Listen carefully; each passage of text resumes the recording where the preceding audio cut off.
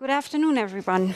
I'm Olivera Lloyd, and I'm talking today about our hopeful path from reduction to removal, and in particular about the role of carbon credits in corporate climate action.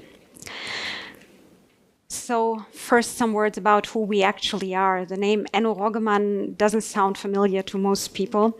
It's because we are a B2B company. We are, in fact, a family company and one of Germany's leading B2B companies when it comes to the wholesale of wood and wood products.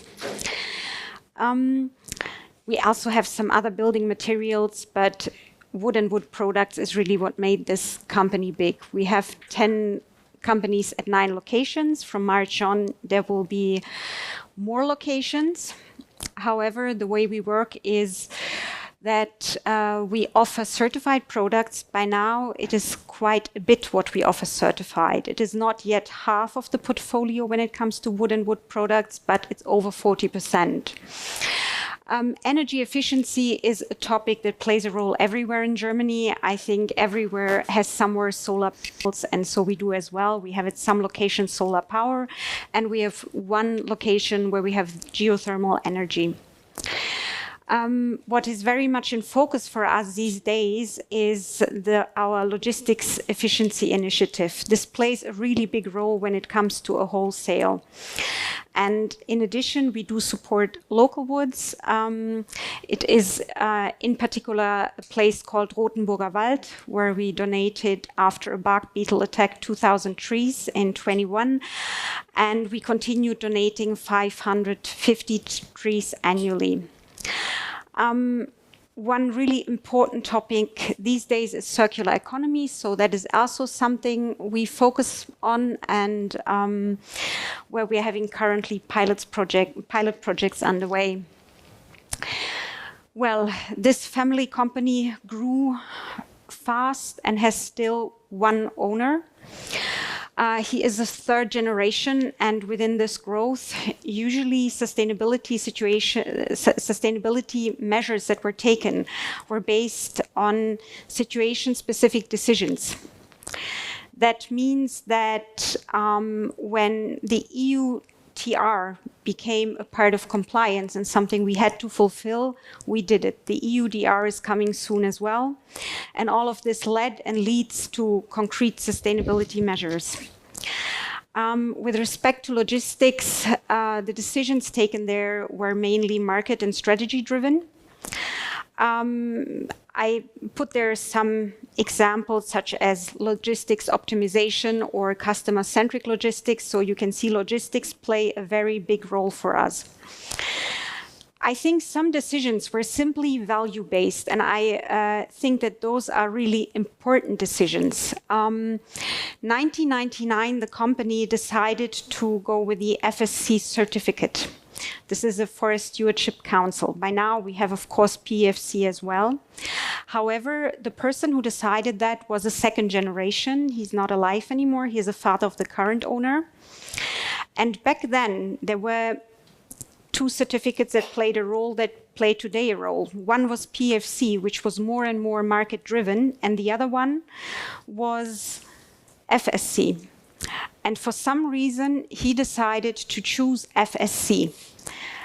From a strategy perspective and a market perspective, it didn't make sense. I couldn't ask him whether it is value-driven, but this is what I assume in this particular case.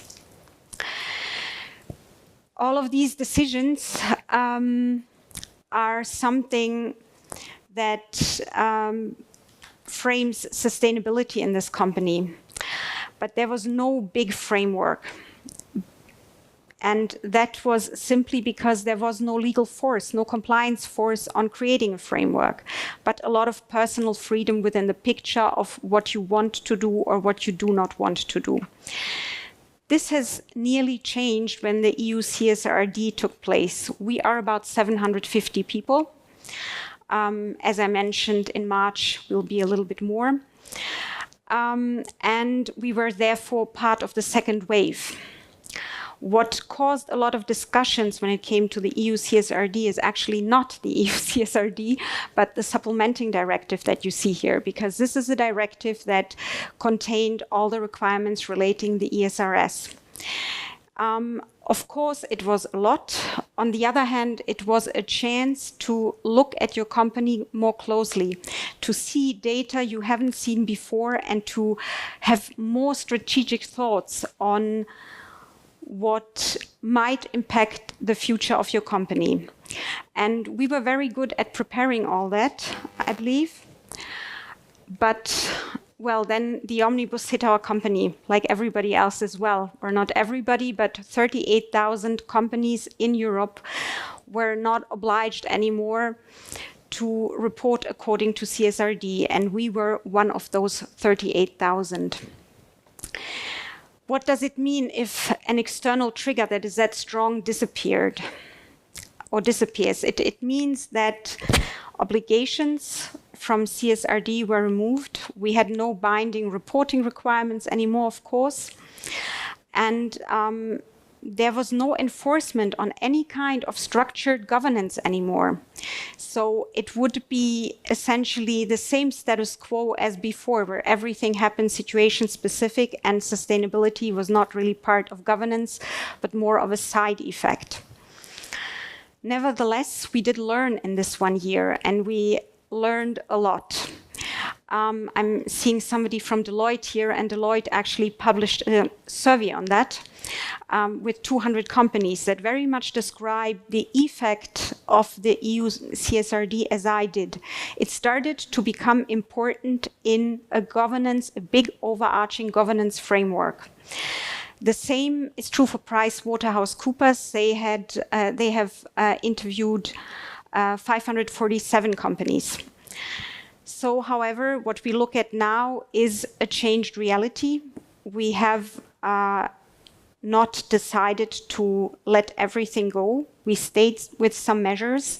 We decided to stay with reporting, even though we did change the framework for a reason. However, from all this, I believe there is one really important question that we all need to ask, and I think it is a question that is especially for the smaller companies that are not falling into EU CSRD anymore, especially for those, it is important to find a position.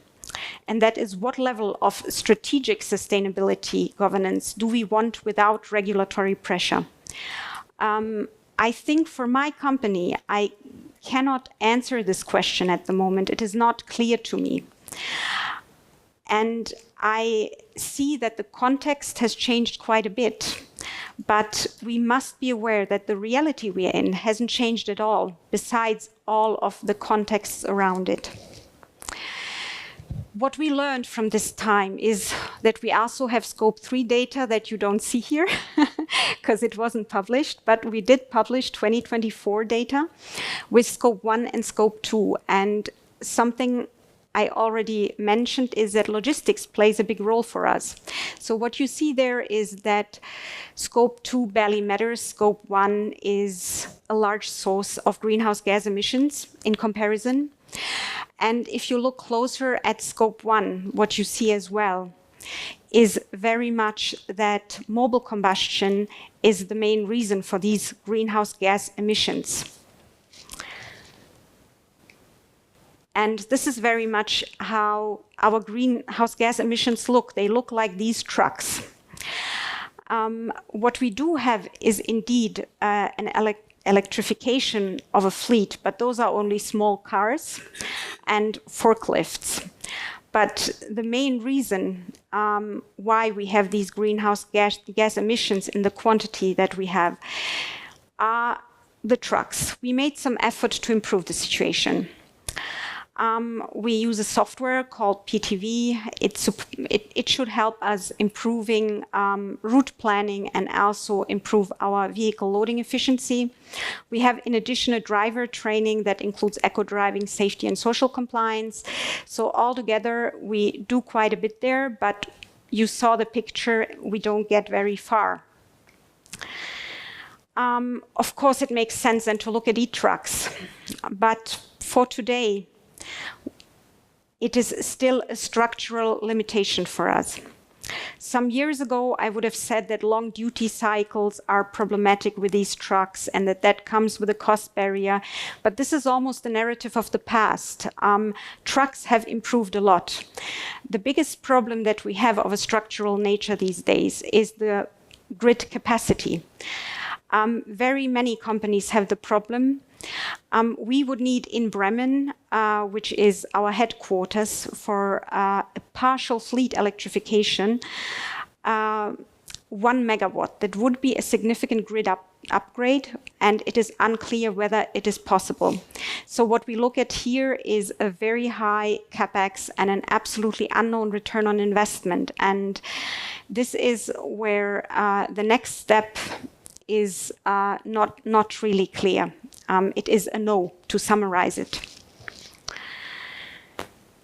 So you can, of course, say, well, in this case, it takes time. Yes, it's true.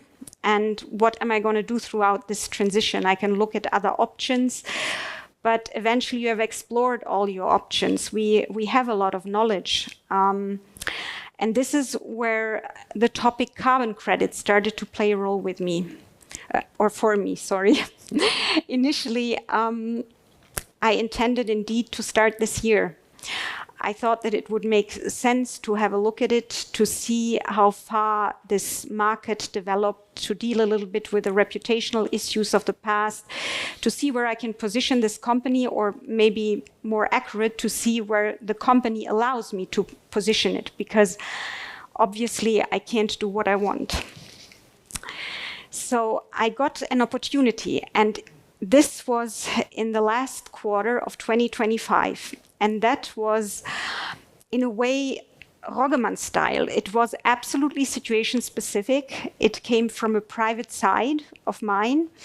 And I convinced my boss that it is a good idea to look at this project to find an insight into the carbon credit market, simply to get beyond the point of strategic comparison in 2026 and to just look once at something real and promising. At that point of time, enhanced rock weathering was a fairly hot topic, and I believe it still is.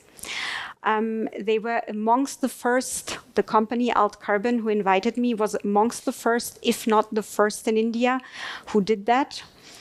And what I can say to the date now is that I'm very glad that I had this direct exposure to such a project, that I could have such a deep insight into it. I don't think it is doable for everyone. It felt like a one-off for me. I learned from this project that it really required engagement, that it comes with a degree of complexity from the outset, and it definitely shaped as well the way I evaluate carbon credits to the day, because it was simply my starting point. I would like to explain a little bit more about enhanced rock weathering, and I know that you all have different backgrounds. Some may come from business life, others again may have more their background in a scientific nature, or some are really people that study sustainability. So I would like you to imagine a big rock standing, let's say, somewhere in Darjeeling, because this is where the project took place. And rain is pouring on this rock. Ideally, this rain is acidic, because acidic rain has more CO2 in it. CO2 dilutes easier in acidic rain.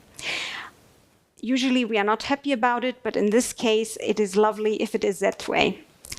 And now this acidic rain is hitting this big rock. And what happens is that the CO2 from the rainwater, and the CO2 came from the atmosphere into the rainwater. And it is a lot if it is acidic. This CO2 reacts with the minerals in the rock. And then bicarbonates are being formed. This process is rather pH sensitive, but that is about the theory.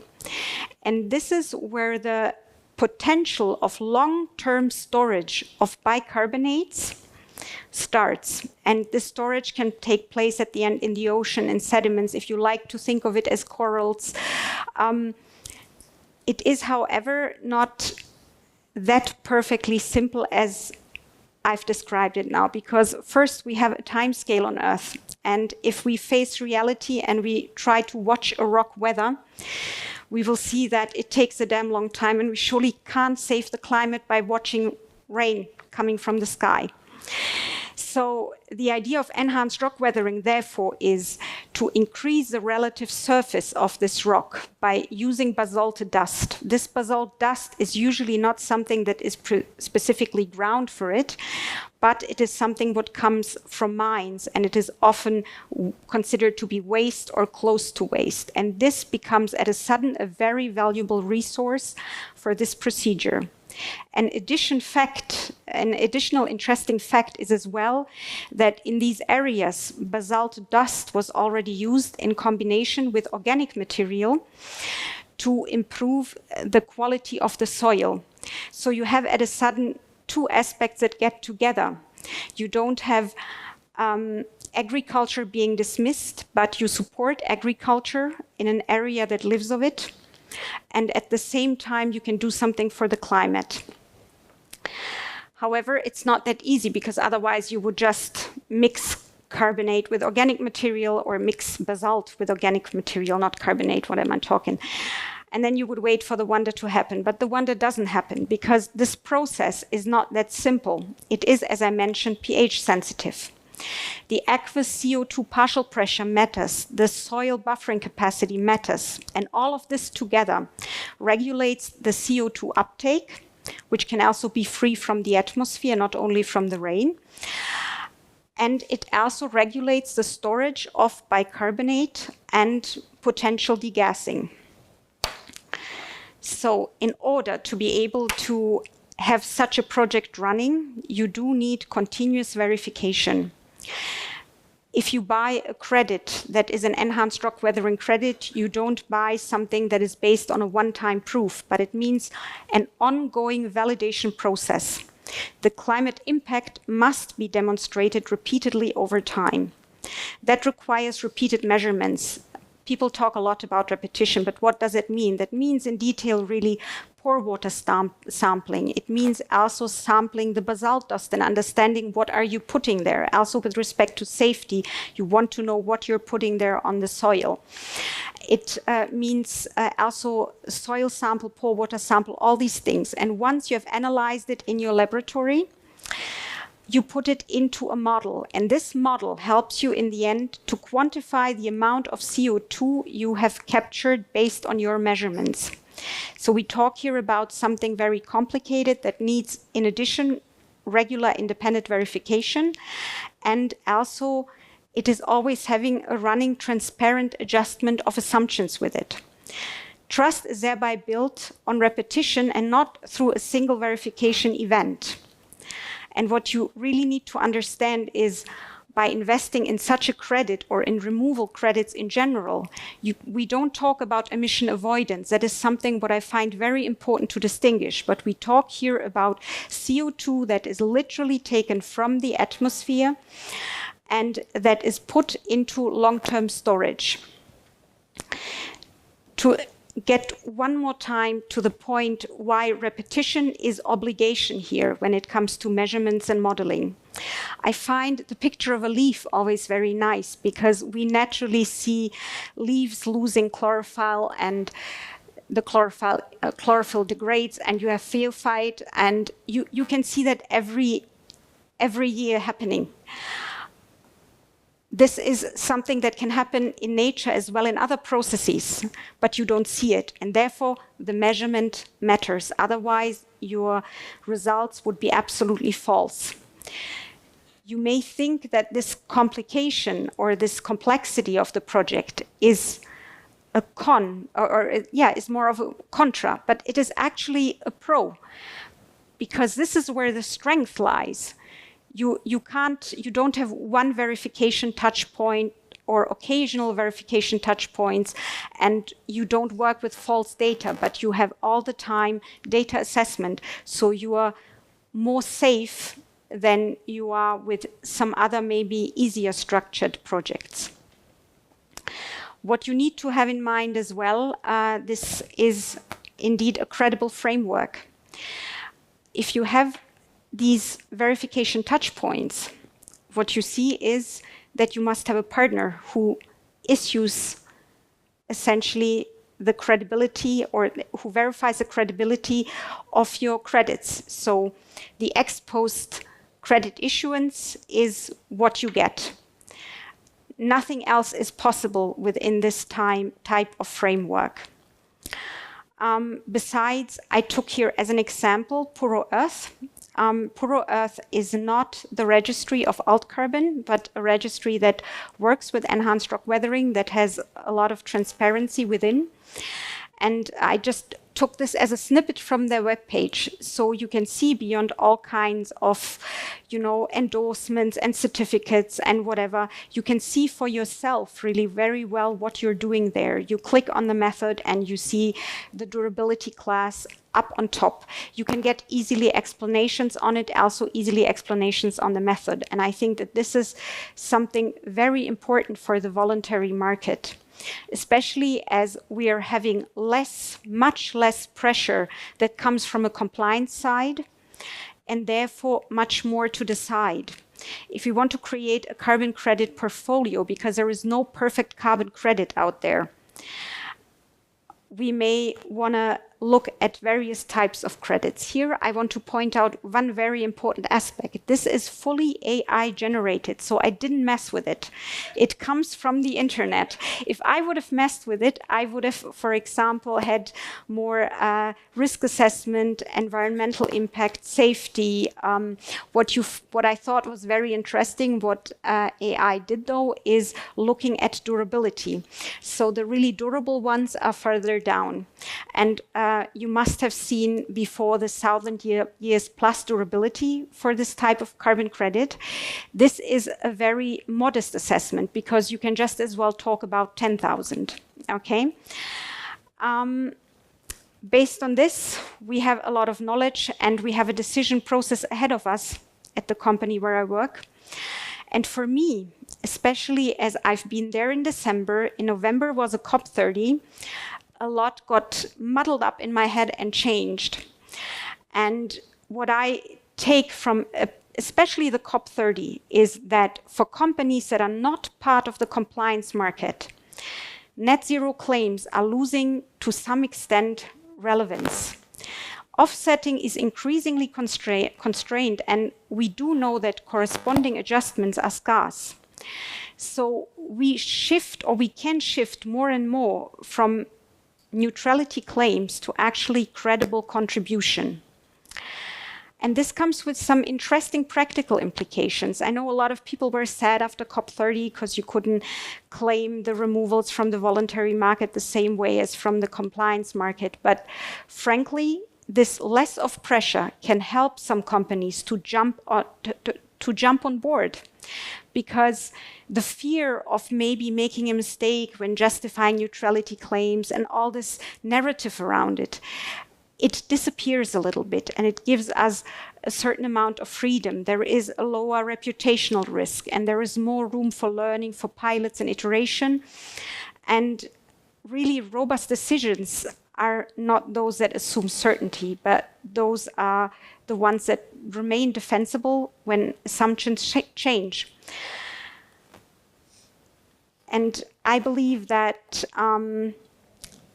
if we think about it that way, we can either be very nerdy if we like to and look at these scientific references. It's a thing of mine. I like to do that. Maybe here's somebody else as well. But I believe to make up your mind whether you want to move towards a carbon credit market, it doesn't need this. This is for fun.